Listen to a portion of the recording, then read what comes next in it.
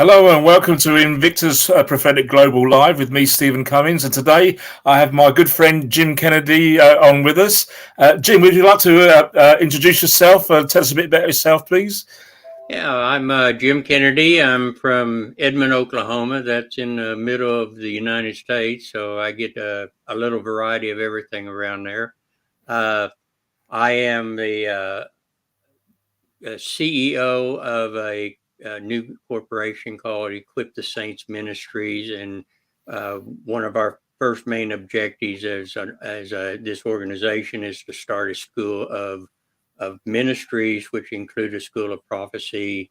That's what God wanted me to start to begin with, so that's where this all came from. Yeah, Well, how's it going, Jim? it's moving along slowly. Well, yeah, all these things take a time, don't they? But They at least do, things are moving. yeah. Yeah, It's kind of waiting on God. We know how that works. yes, we do. Yeah, we learn patience, don't we? We do. We were having a great time in the green room, and Jim, there was something on your heart that you were thinking about this morning that is really relevant for the church today. Would you care to share what you? Sure, I appreciate that. I woke up this morning as I told Stephen, I was thinking, and that can be very dangerous sometimes when you get up early in the morning. But just opening my heart to the Lord, and that's my best time of hearing from God and listening to Him, because I'm all rested from the night, and so it's just kind of asking God, what's going on, and some things that have been stirring in my heart, and the Lord brought some of them up, and one of the things that the Lord has been stirring in my heart is uh, our love for the Lord. Uh, you know, uh, really examining our love for the Lord. We have a tendency of wanting the Lord to love us, and we kind of live by that. The Lord loves us, and of course that's scriptural. The Lord does love us; He loves us first. But our love for the Lord.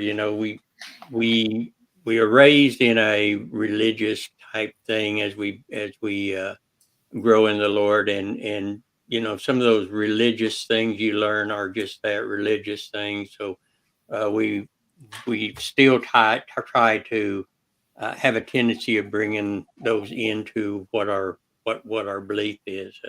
It's kind of like I was looking at some stuff that my wife and I had bought, some antiques and things, and we bring them home to remember, the time we did. But after time, they just become an obstacle there that you have to dust and clean up, and it's still there and it's in your memory, but you don't, and you're keeping it for some reason, but it's not really of any practical use to you, So it's kind of the way we do with our religious ideals that we bring into where we are in working with the Lord, and some of the things that the Lord is trying to teach us, that He wants us to love Him with childish love. So the concept that uh, he wants us to be like a child. So he wants that childish love from us, and that childish love is uh, not respect, not a it's we respect the Lord. I mean, don't get me wrong. We respect the Lord and we respect all He does, but our love is not respect. Respect is a reason that you respect somebody, if because of their age or their position, or or uh, or other things, but that's not love. That's respect. You hold them highly because of respect, and we sometimes we want to raise our hands or lay before the Lord, and feeling like that we're showing our love for Him, and that's good to do. I mean, we want to continue to do that, but that's really a sign of submission to the Lord, not a love for Lord. You can be submissive to somebody and not feel love for them. And I would take, for instance, the story of Esther. Esther had a husband that he had to give her permission to come into his room, you know, and then she had to bow down to him and touch his scepter, you know, uh, but it wasn't just coming to her. Everybody was that way. I don't know if that's my stuff going up or no. Uh, Everybody had to do that. So, it wasn't everybody loved that king, or even if Esther loved that king, it was a sign of submission to them. And so we have to kind of keep those things in respect of what they are. So, for us to really have a love for God, we have to understand that comes through a relationship with God, and that relationship sometimes it's hard to understand where we are in a relationship. It's hard for us to understand where we are in a relationship with amongst ourselves, let alone with God. But, but God wants a love that's a relationship, and we. I was telling um, uh, I was telling you this morning that in the green room that you know we uh, we really want to be the recipient in this relationship. We want to receive what God's got. We want to receive His love, but we actually need to be the initiator in that love. Uh, we have to uh, like we have children, and when we have children, we love them to pieces, and we pour out our love on them while they're an infant, while they're growing. But at a point in time, those children will come running, wanting to jump into our laps, and they'll be the ones that says, "I love you, Daddy," or "I love you, Papa." They become the initiators of that love instead of just the recipients of love. And that's what I feel like God's wanting to happen, is that we start understanding that we're not just a recipients of His good things and what He does. We are also an initiator of loving Him. It's, I love the Lord. It's like going into it's like going back to the garden. Adam walked with God, but Adam wanted to walk with God. Yeah.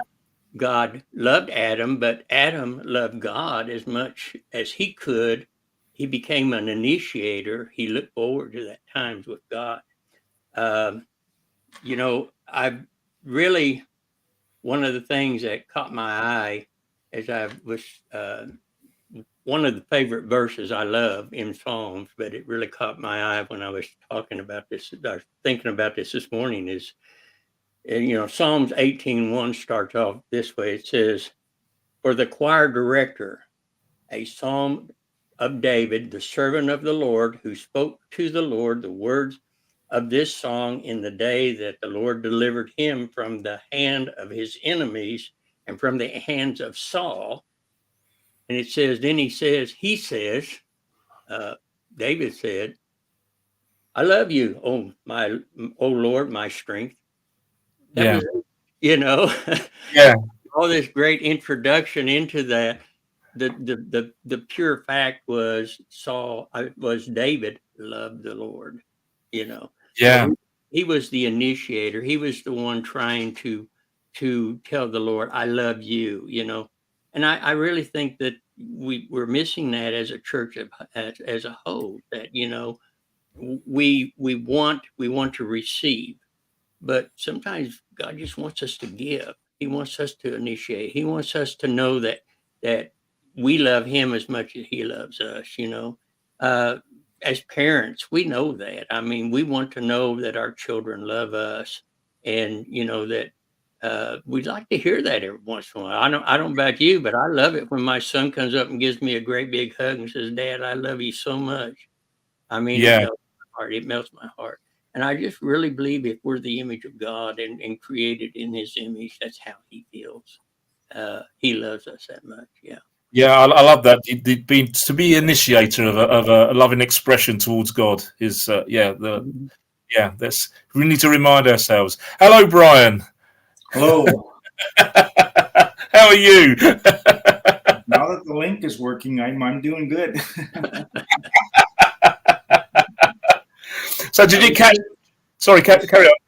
I was sitting there looking at my picture and saying, "Why is nobody else there? And why isn't it inviting me into the room?" And I guess something there was a different thing, and it didn't open up the part that said, "Show me let me enter the room." Oh wow! But you're here now. We're here. So what's the Lord put on your heart then, Brian? I think what the Lord's a little different than what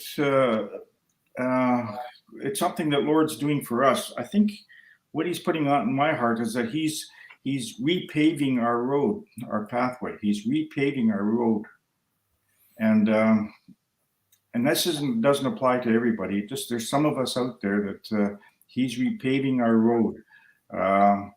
Our road is worn.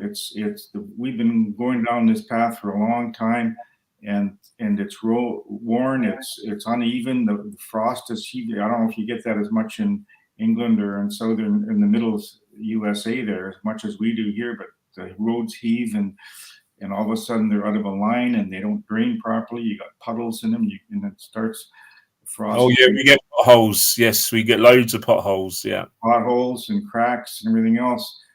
And that slows us down, and it makes our road very rough. And He's repaving those roads.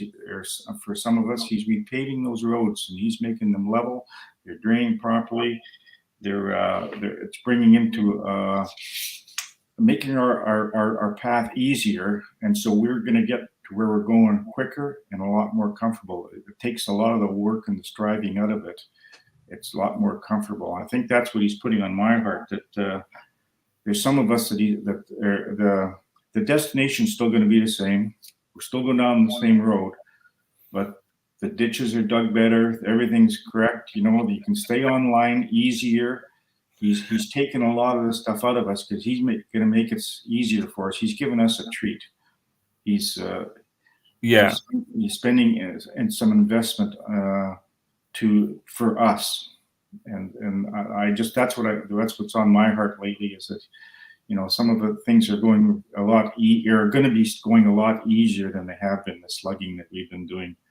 So he's taken us into a place of rest, the rest in Christ, isn't it? So that we don't have to strive for salvation in one sense because He's already achieved it all for us, and it's in the benefit of that, isn't it? So. I think, I mean, it's been a tough call for a lot of people in recent years, hasn't it? So it's been a very bumpy road in many cases. Yeah, and the potholes are getting so deep. We've been getting caught in them. They've been taking us off focus. We've been a few of us, maybe a very few of us, have been starting to get guilty about complaining about the roads. and muttering and stuff like that, and starting to, who's the tender of the roads? What's going on here? And now that's not good. But I think He's going to, bringing this to, and we don't deserve it. We don't necessarily deserve it, but Jesus paid the price, and He loves us. And as Jim was saying, it's time for us to start loving Him, and let's get on that road and not park the car and go have dinner someplace and then go to sleep and maybe I'll go start my trip tomorrow. No, you know what I mean? No, that's because I've been doing that a lot. I used to read. I always struggled reading the Bible. It was always dry to me, and I just couldn't get into it. But I'd read other books, and lately I'd have another book, but the first thing is I read the Bible, read a couple of chapters, and Lord, I'm doing this because I want to. And then if I have time, then I go into the other stuff. And if I don't have time, then it loses. But before, it used to be God or Jesus lost, and now it's the other way around. And so I agree with Jim. Yeah, it's time. We start jumping in Daddy's lap. let's go for the big run and jump in his lap and say, Dad, you're the greatest. Yeah, if he been and you can make my road nice and smooth anytime you want. yes. Brian, I saw a post this morning on Facebook. It said, for rent, a 3-bedroom, 2.5 bath pothole on a certain road. So I don't think it's just you complaining.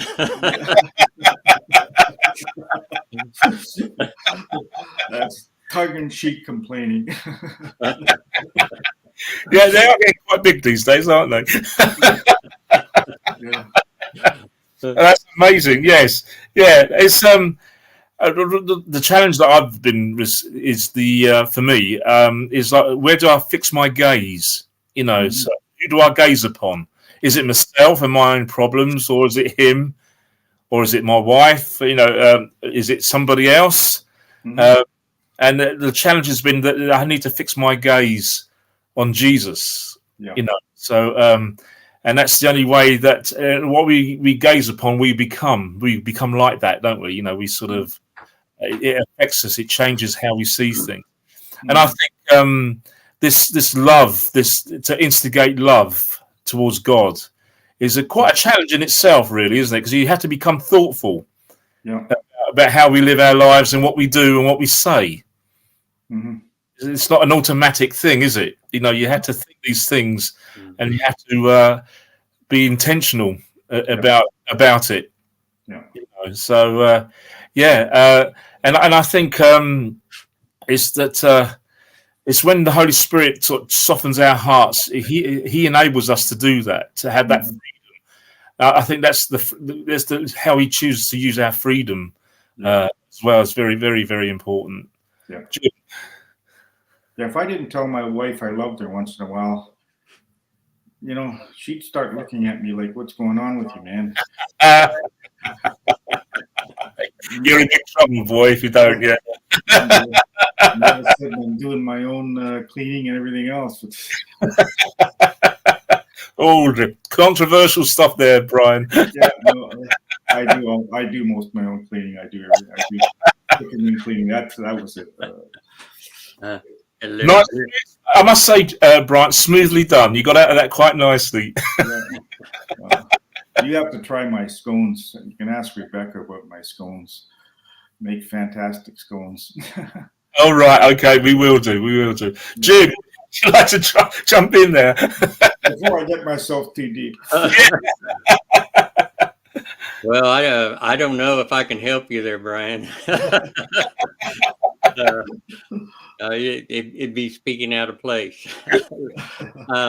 Yeah, it's I like the pothole thing that Brian was talking about, because you know those can actually be those religious things that we carry with us also. You know, they create a big pothole and gets us stuck in, and I just think that that the Lord is trying to catch the attention of all of the of His children. You know, I'm very careful of saying that, because there's a lot of people who claim to be believers who are just believers by name only, and you know, and God's wanting to catch them, to catch a hold, and to find out what He's really like, and so that they can be a true believer, and find that true love of His. You know, God doesn't want any to perish. You know, He doesn't want anybody to perish. He wants everybody to save,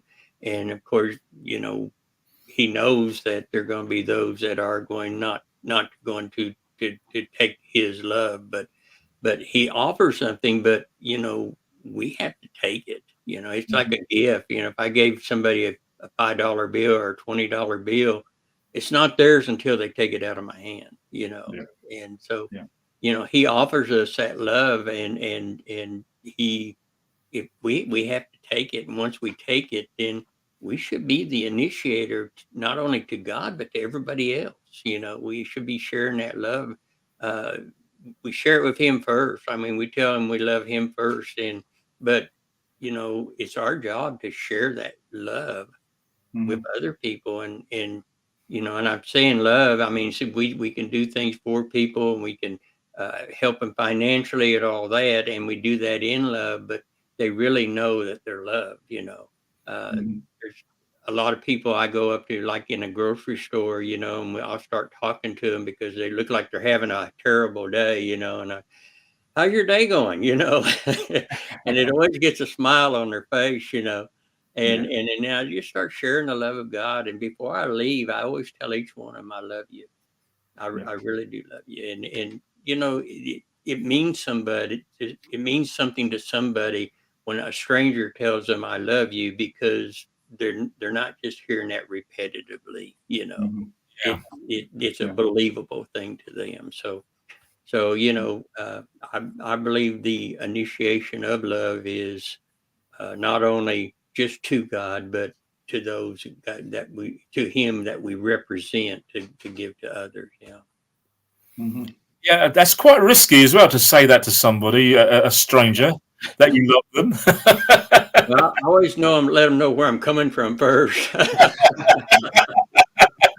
haven't got slapped yet. Yeah, but it's His love that compels us as well, isn't it? So He's the seat of our affection and the seat of all love, isn't He? So it's that we need to familiarize ourselves with that love, you know, and learn how to move in that love too. You know, it's great in theory. You know, we can have a theology, but He wants us to live it out, doesn't He? Then that's where the challenge is. Is living it out. But I think that's one of the things that pleases Him. It's like these are the baby steps we take. You know, so we stumble occasionally. You know, we're learning to walk in this wonderful thing. Brian. Yeah, I was just thinking. Somebody I saw recently was God put animals on the earth for us to learn how to love. You know, and it was an interesting comment, because you know how some people bring pets right into their family, you know, and there's some truth to that, you know. There's the thing was saying that basically animals are angels sometimes, and they're there to test us, and if we treat them bad or something like that, then you know what are we doing? And so I think that applies in a lot of areas. How do we treat the people around us? How do we treat the people we don't agree with? How do we treat all this stuff? You know, we're all walking down our roads, and sometimes our roads cross each other. and how do we treat? You know, there's rules of the road, but there's also rules of the kingdom too. And that's what we got to keep on remembering, that there's rules of the kingdom, and let's abide by them, and bring the joy, bring the love, and then if you wave at somebody in the highway, boy, rather than giving them mouthy signals out of your window, you know, everybody goes home a lot happier. Yeah, and you don't have to confess any sin at the end of the day either. So, I mean, that's just, I guess that's getting back to the road analogy. Yeah. I mean, someone said to me, there's a bad driver and they cut you up. They said, well, let's remember that person's made in God's image, but they're still a bad driver, though, aren't they? Let's face it. But it's having the right attitude, and it's got to be a fundamental attitude. It's got to be a deep-seated attitude, not a superficial attitude. I think this is what it's calling us into, is the deeper things, rather than and leaving behind the superficial, shallow things of God. And to know Him is the greatest privilege there is. You know, that's when you consider who He is. You know. And the access that He's given us as well. It was absolutely incredible, you know, that we can actually have that place that we can go into the breast and to the lap of the Father and be and also to say that we love him. That's a privilege in itself to actually to be able to say that to him. To be a real thing rather than just an imaginary or concept. It's a real thing. I think that's incredible. Jim. It's very hard to love somebody when you're frowning at them, and I really learned, and I teach a lot in the classes I teach, is that we're trilingual. We have three language. Every one of us has three language, and that's our voice, our facial expressions, and our body language. And sometimes we use the body language a lot when we shouldn't, when you get cut off, by the way. But we do express love in a lot of ways, and it's so easy to say I love you, but people can really tell the difference just by looking at your countenance and your body language. If you just walk by somebody and say I love them, and you're not waiting for a response, or you're not trying to be real with them in respect that your language, your other two languages are going to show the truth of who you are. And so it's I try to make a habit of smiling, and sometimes it's a forced thing to do, but I really do try to make a habit of smiling, just for the sheer fact that I want people to know that, where I'm coming from. It's not meanness or something. You can say I love you in meanness. I mean, I've seen my brothers, my sisters, and myself say that to each other. Wasn't really meant, but really, I'm mad at you, but I love you. It's not really. They don't work together for some reason. But in the truth, in the evening when you come home, like if you have a spat with your wife, you say something you shouldn't, Brian. She knows from you, your character, from your facial expression, from your attitude, from your body language, that when you say I'm sorry, she really knows you mean that, because she knows you love her. She already knows you love her. And sometimes they just want to hear that. I told my wife a number of times that I love her, just surely for the fact that she knows I love her, even though she knows I do. I wanted her to know that I'm conscious of her awareness, that she needs to hear that as much as I need to say that.